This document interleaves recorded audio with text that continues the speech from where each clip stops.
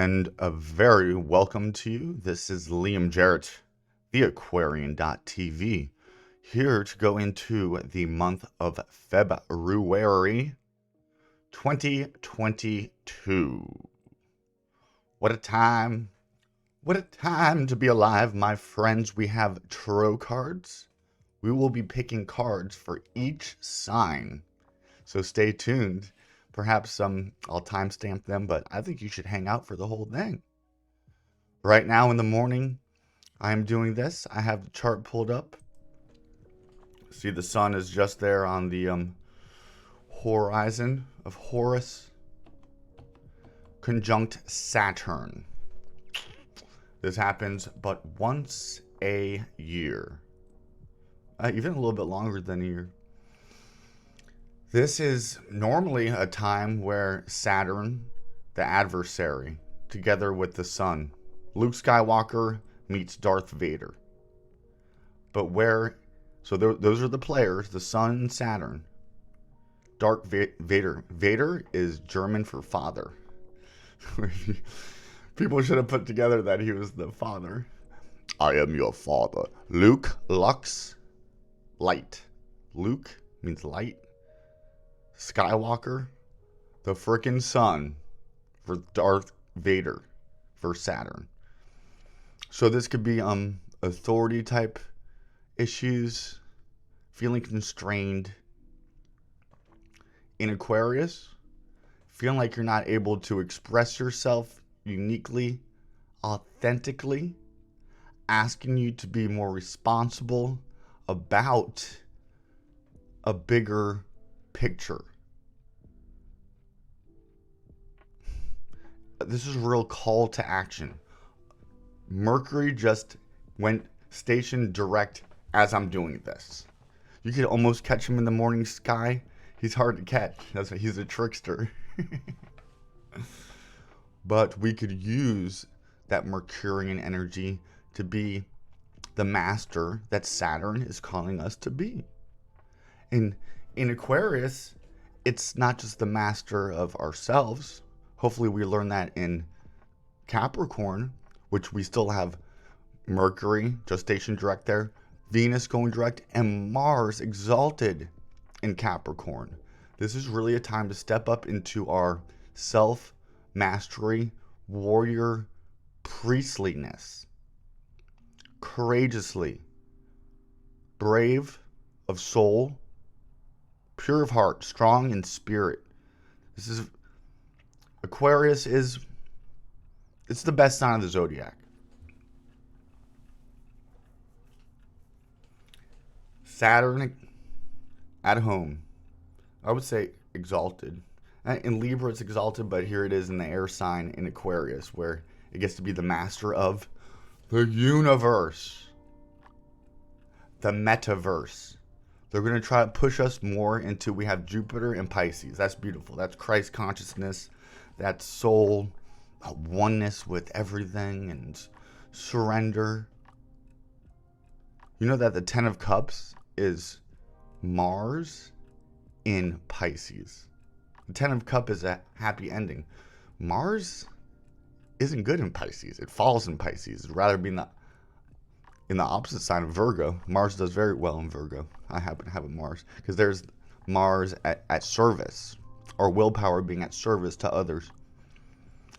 That willpower has been totally subdued, and our human nature, not our animal nature, our human nature that calls us to be at service to another, gets played upon, and instead of service, we're in indentured servitude, slavery. To what? To try to keep up with some Hollywood image. Piscean energy, Jupiter. We're about to go into Pisces, all these planets in Capricorn right now. Within the next 3 months. Get ready for a big Hollywood production show. Our media, Pisces. It is a time right now to ask us to really go into our intuition. These are feminine type things. We feel things out. emotions or a feeling, a feely thing goes to the realm of the feminine. Right now, we have feminine energy in initiating new structures. Capricorn, Venus, Capricorn, all this energy in Capricorn. Pluto hitting the very degree it was at during the signing of our Declaration of Independence. America is having its Pluto return right now. We're at 27 degrees 4 minutes. America was at 27 degrees of Pluto. 2 to 7 equals 9. 9 is Mars. Mars and Pluto together in Capricorn. That is the elite getting exposed. Those behind the scenes at the top of the pyramid, lording over everybody. Or that's them kicking it into overdrive and putting the foot down on our necks even more. It desperation kind of acts.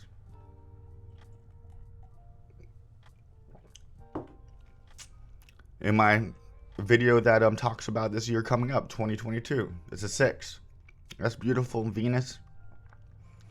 Relationships perhaps could be strengthened, and even just openness to receiving love. Venus receives, feminine. But it can also be the goddess of war, Inanna, Ishtar. And that's what I said. I said, and look what's happening with Russia, Ukraine. BS. That we're just getting used as another pawn for. Now, on my channel, Wake Movement, I go into more politics and stuff like that.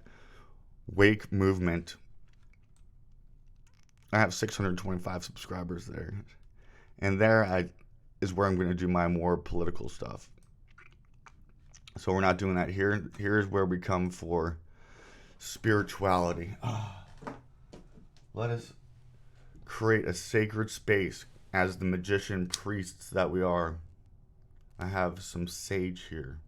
We bring the elements together. Fire to the air, to earth. Let it purify these waters. We are mostly made up with water.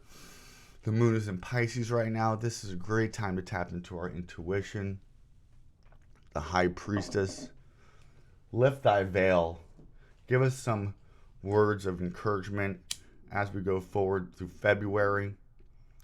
This is remembrance of Imbolc, a Celtic holiday in the middle of winter, because it turns the crone, the old lady, into the maiden.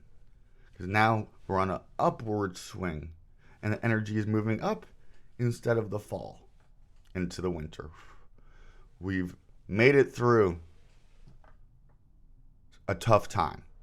Things aren't going to get easier, but you're going to be more in line with your calling in life. And that's going to ask you to sacrifice some small, short-lived pleasures for a bigger picture that is not just best for you, but for humanity at large. To be a visionary, progressive, but realistic. A long-term plan into place. Not being paranoid about the future falling apart, because it will. Pluto return, our economies, it's all going to crash. Sorry to be. Our North Node just went into Taurus, money. Okay, well, what's happening on Taurus? Uranus. A bowling ball, a wrecking ball. I came in like a wrecking ball. To what? Our basic necessities of life. And also of empty shelves. Empty chairs at empty tables. I hate to paint such a drag picture, but it's what it is. We came to be the light in the dark. And if you're a light worker and you're just looking for light all the time, you're not doing much good. You've been given the light to go into the dark. Most light workers have had a life that was filled with darkness. So that when we were given the light, we would use it responsibly, in service to others and the highest good. Not just looking to fill our coffers with money and adding Rolls Royces and private jets in the name of salvation. Saturn and the sun together is a real reality check. And with Aquarius, it's reality check on a the mind of God level. Is your will in line with the will of the best for humanity? If not, I want to say in Sagittarius season 3 months ago, what came to the forefront was this grand vision. When Mercury stations goes retrograde the past month, we could be facing doubt about that vision. We could be facing as conflict, stumbling blocks, technological difficulties, mishaps, miscommunications, rereading, re-editing, reworking, rebranding. Is that vision still with you now? If so, it's been refined and is ready to be put into action as all the planets go forward for the next 3 months. Time's going to be going like this. So we want to have our chariot lined up. We want to be balanced in between our feminine and our masculine, our inner world and our outer world. So that we're not getting stuck in the frazzle and the panic of the news, of the monkey mind, of not a well-mastered emotional mind. But this is giving us the time to focus in, South Node Scorpio, on what our soul's mission is. Pretend that you've been here before. Perhaps you have. When you step out of space, you step out of time as well. So reincarnation, we think about, we lived in years past. And then we come back and on the timeline like this. When you're outside of time and space, you pick when you can go into whatever time you want to. Very well, all these same things happened before. And we didn't step up to the plate. And so now we're coming back, same time, same place, to step up to the bat. Being courageous. Not caring about what others are going to say or think in the freaking comment section. F them. What you have to offer here is unique. Only you can offer it. No one else has your experience. No one else has your unique combination of gifts. And often our challenges, we work through them. It refines such a characteristic. And then what was seemingly a curse turns into being a great blessing. Chiron is in Aries. This is a blow to the ego, but you keep on trying because you're staying true to your soul's calling. And then your ego is refined, often after humiliation and being humbled. And hopefully this gives us a sense of humor. That's a good sign of a well-developed personality, which is merely just a mask. When we die, our personality fades, doesn't go into the next world. It's something we create here to survive. Drop the mask, the persona, and what remains. And I'll build from there, because there's a structure that won't get broken down by Uranus and Taurus, by Pluto and Capricorn. What remains? Love. Are we building on love? Unconditional love for ourselves, and then we can be a wellspring for mercy, forgiveness, reconciliation with others as we first reconcile ourselves. And let's do that by getting centered. All right, let's go to the cards. Let us evoke the beautiful oracle goddess. Let's pick one card for our beautiful. You know what? I'm not gonna do all the signs. I'm gonna pick if I don't get that many watchers. So if you happen to be watching this, then this card is for you. Ooh. The Emperor and the King of Pentacles. So Chiron in Aries, the Emperado. Here we are. The moon is coming out of Pisces as we enter into February, and right in the beginning, stepping into Aries. Being confident, being a warrior, royal, noble, centered, positioned, firm foundation, emotions in check, and having that be a burning fire in our temple, a hearth in our heart that we go to be warmed, to be inspired, encouraged, so we can be courageously inspiration for others. No one is here to rule over you. You are the master of your own domain.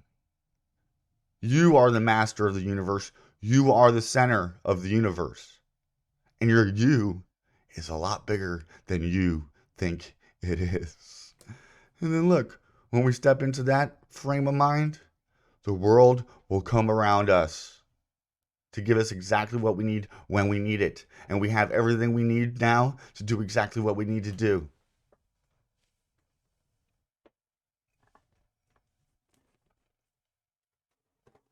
And then we'll go to an oracle card.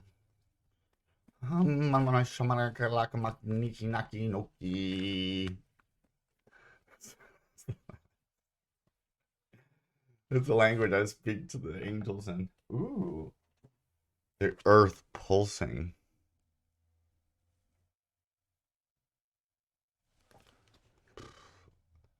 Pulse of the mother.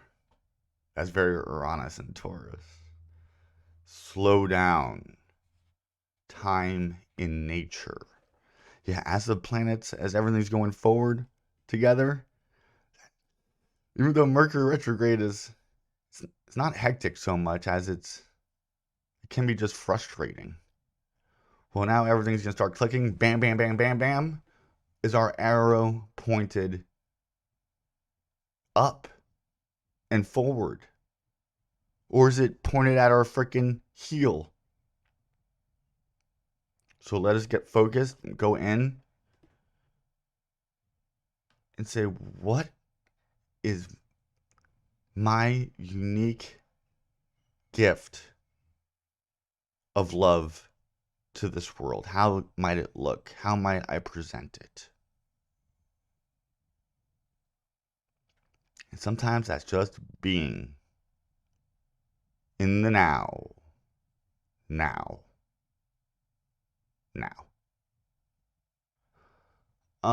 Being one with the elements. The air that you breathe is God.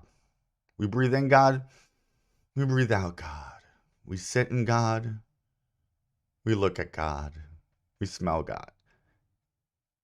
You are God incarnate. And every step you take is a blessing upon the earth. And the earth kisses your feet with every move you make. So let us call upon Gaia. Forgive us for the times where we've been ungrateful for your gifts. We thank you for your enduring patience with us and for constantly being there to nurture us, to protect us. We ask for the spirit of nature to bring us together with nature in harmony with it, with her, that everything has a soul.